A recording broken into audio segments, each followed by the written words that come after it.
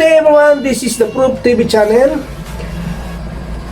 Kung kayo po ay hindi pa nakasubscribe sa aking channel, all you have to do is to click the subscribe button, then click the tiny bell button para updated po kayo sa lahat ng aking mga videos at tutorial na ituturo sa inyo. What are you waiting for? Subscribe na!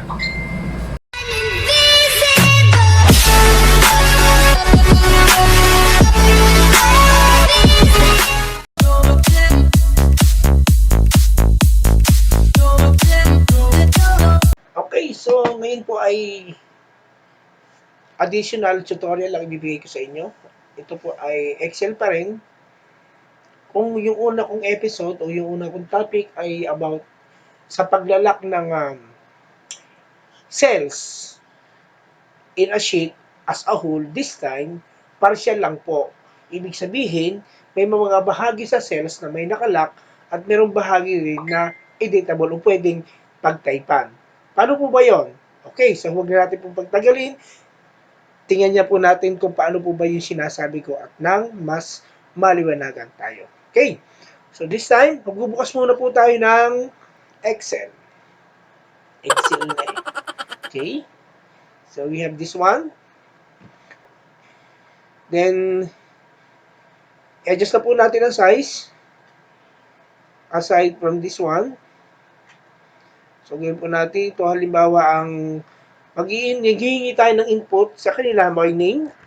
So, ito yung basic na kailangan natin. O, pwede po natin itong iba to sa field. So, by name. Kaya ay first name. Hindi ko na po masyadong pakakahabaan. First name.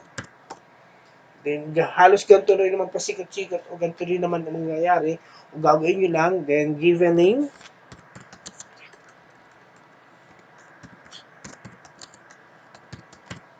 Then, we also have middle name. Then, the other one is address. Then, contact number. So, halimbawa, ito po yung hihingi nyo sa field na data at kinakailangan na hindi ma-edit. Madali lang po yan. Una-una yung step. Kagaya po ng ginawa ko dun sa una kong tutorial, ang gunang kung gagawin ko dyan ay lagyan ko ng, i-highlight ko na muna siya. Lalagyan ko siya ng, say, halimbawa ito yung cover na area. Yes, halimbawa ito lang ang cover na area. Ayan, halimbawa ganito ha. Okay, so halimbawa ay ito yung cover na area. Ayan. So, let's then so halimbawa ganun lang ha. Okay. So, in this one, para makita nyo at mabigyan ng pansin o yan, sa inyong screen. Then we have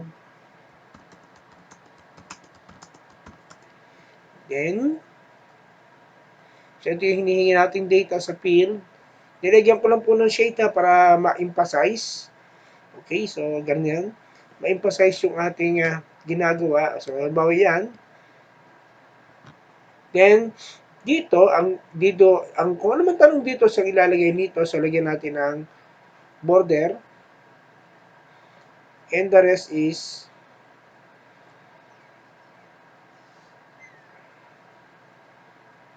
okay. Yan. Palaki natin ang bahaging ilan. Parte din this one, simula dito, assume natin na siya ay shaded din. Okay. So, halimbawa, yan ang napabigay sa inyo. Now, at this time, sabi ko nga partial lang ito ay nakalock, but the rest is not. Okay. So, ganito siya ha. So, again, punta tayo dito, sa parting ito. Then, click nyo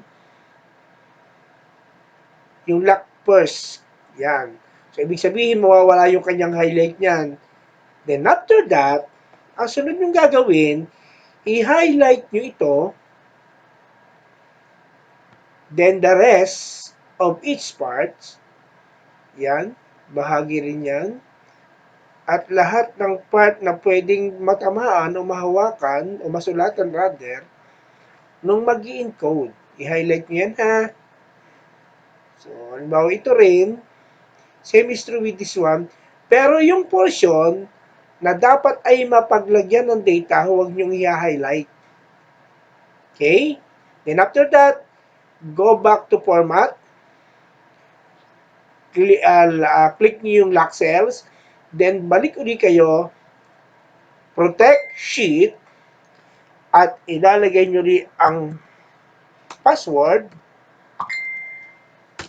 then, there you go. Okay na. This time, let us try to edit this portion. Natatypan ba natin? Hindi. So, lumalabas yung kanyang as a cell of chart, you're not trying to change is on protected sheet. Yon. Ito kaya, try natin yung colon. Hindi rin. Pero ito kaya, try natin. Try nating mag-type. So, ano daw yung pangalan? First name. Wow! So, kita na natatypan siya. Then, so halimbawa, ayan. Ganun, halimbawa lang. Typean lang natin. So, ibig sabihin, so yan, no? See?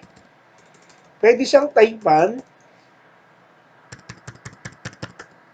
Ayan. Pwede siyang typean hanggang sa gusto nyong i-type. Pero, once na naman pa siya dyan, so nasa yellow lane na tayo, type nyo nga.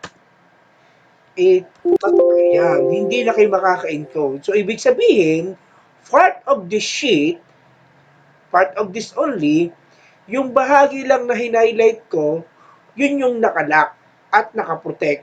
Pero yung hindi naka-highlight kanina ay hindi na siya nakalock. Okay po ba yun?